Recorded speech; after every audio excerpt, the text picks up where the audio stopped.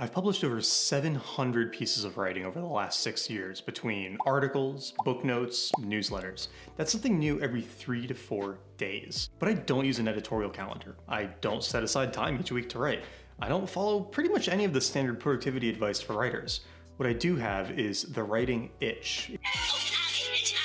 A strong desire to keep writing, keep publishing, without needing formal, rigid system to force me to do it. If you want to grow a life-changing blog, and if you want to write for years and years, you need to develop the writing itch too, and today you're going to learn how to do it. Now, unless you're somebody who already writes regularly, then sitting down to write probably feels like a chore. And don't worry, because everybody starts there. Even if you like writing just for yourself, putting it out in the world where people can judge you is scary and kind of intimidating. It takes time to get over that, and there are a few things we can do to actually help get over that hump while building that writing itch. Now, the first one is building an endless topic list. There's this funny quirk of human psychology where coming up with ideas is actually easier if we constrain how broad of ideas we can think of. For example, if I asked you to think of a joke, it's kind of hard, right? But if I ask you to think of a knock-knock joke, it's a little easier. Right? Something about that constraint makes it easier to be creative, and you can do the same for coming up with ideas for what to write about. Here's how we're going to make the endless topic list. Open up a spreadsheet, or you could do this in a notebook as well, whatever you're comfortable with. And at the top of the spreadsheet,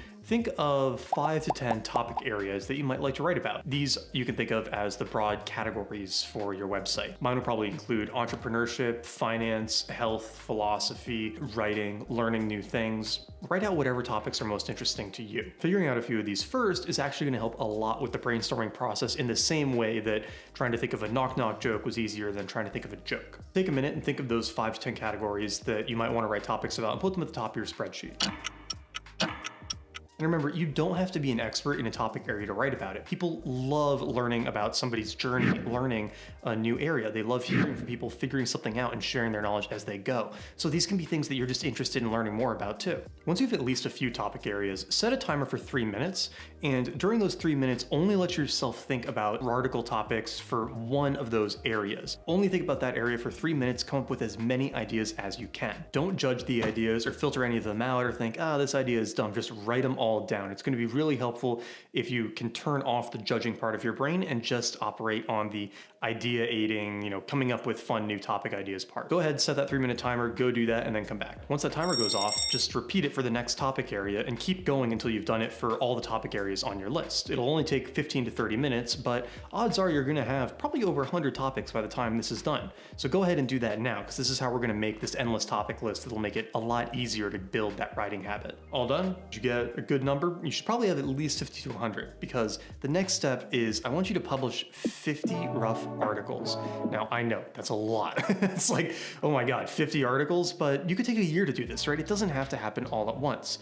The point is, you want to put out 50 early, rough, not perfect articles to just start to get in the habit and start to get comfortable putting things out in the world. There's this really great study where a group of people were trying to learn how to create good pottery. And so they told one group of people, try to make the best pot possible, and told the other group, try to make as many pots as possible. Well, the group that tried to make as many as possible actually ended up creating a better pot by the end of the process because they had gone through so much repetition. Now, you want to do the same thing with your writing, because if you're trying to write the perfect article from the get-go, you're probably going to have a really hard time putting something out because you're always going to find things to improve. Instead, you want to get through these 50 rough articles to just get in the habit of putting stuff out there, even though you know it's not perfect, and so you can start improving little bit by little bit with each piece. If you check out this YouTube channel, when I started it, the videos were a lot rougher, and they've been getting a little bit better each time. And that's because I didn't want to try to get it perfect from the get-go, because I knew I would learn a lot more by just starting to put things out in the world and improving over time. You want to do the same thing with your writing. Don't try to get it perfect right away, just start putting it out and get through those 50 initial articles. One thing that will help with that too is working on multiple articles at once. You won't develop the writing itch if writing's not an enjoyable process. So finding ways to make it more enjoyable is going to help a lot with building the habit. You've probably heard some quotations from famous writers where they say that, writing is so terrible and such a chore, but I don't believe them. If they thought writing was that awful, why didn't they quit and go do something else?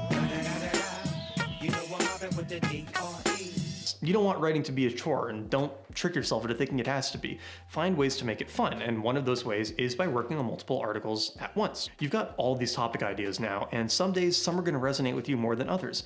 that's fine. Don't feel like you have to finish one before you move on to the next one. Having a bunch of articles in progress at the same time can actually be really helpful with coming up with new ideas, finding new things to include, or letting you break through any roadblocks or writer's block that you have while working on a given topic. If you want to build a writing habit, the most important thing is not actually to finish as many articles as possible, it's to never stop writing.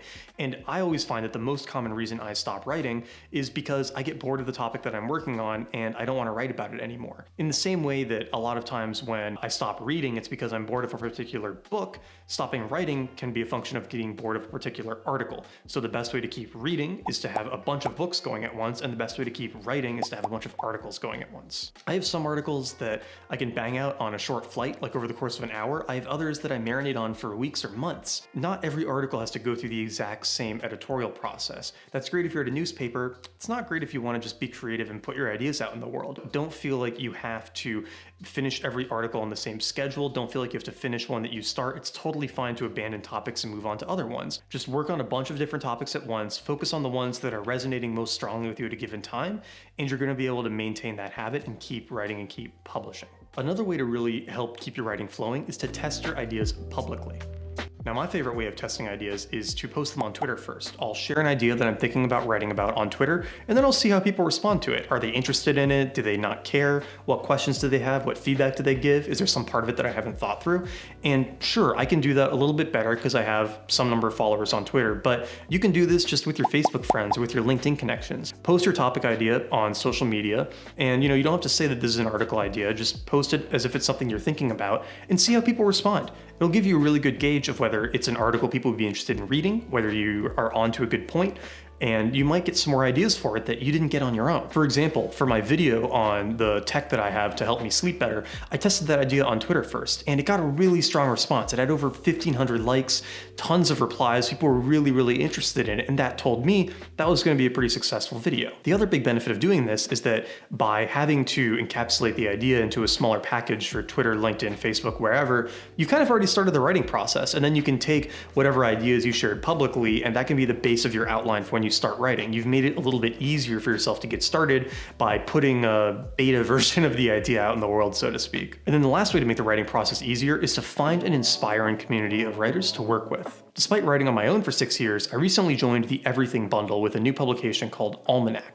And this is a publication where I'm putting out 1 or 2 articles a month as part of this bundle. And a big part of why I did it was because I was very inspired by the other people who were writing there, and I wanted an excuse to hang out with them and write with them. I assumed that being around them would inspire me to write more, and it has. We also get to edit each other's work, we get to bounce ideas off of each other. It's a really powerful force for making writing more enjoyable, especially since it's a fairly lonely process at times, and for making sure that you stay accountable, that you're always learning, that you're improving on your editing and giving feedback to other people and getting feedback yourself. It's a really, really good way to both improve your craft and make it more fun. So see if you can find your own community of writers, whether it's people you already know in the real world that you want to do some writing time with, or people online who you look up to and respect. Twitter could be great for this, where you can just find other writers who you look up to, and you can bounce ideas around with them, become friends, start working on stuff together offline. Try to find some of those people, because the more of them you have to share in the journey with, the more fun you're going to have, the easier it's going to be to keep building up that writing habit. So if you can do all of that, you should have no problem building the writing itch, and you should be able to easily get to the point where you're putting out articles very regularly. And as you write more, start to think about what kinds of products might resonate well with the audience that you're building, which is something I talk about in the video right over here. Starting a blog and writing regularly is a really great way to build an audience and eventually launch products that can be great, businesses, passive income, whatever you want to use them for. And if you want to learn more about building a life-changing blog, be sure to check out the other videos in this series and subscribe for the future ones, because there's a bunch more coming out on this topic and I'm really excited to share all of it with you. So thanks for watching, and I'll see you in the next videos.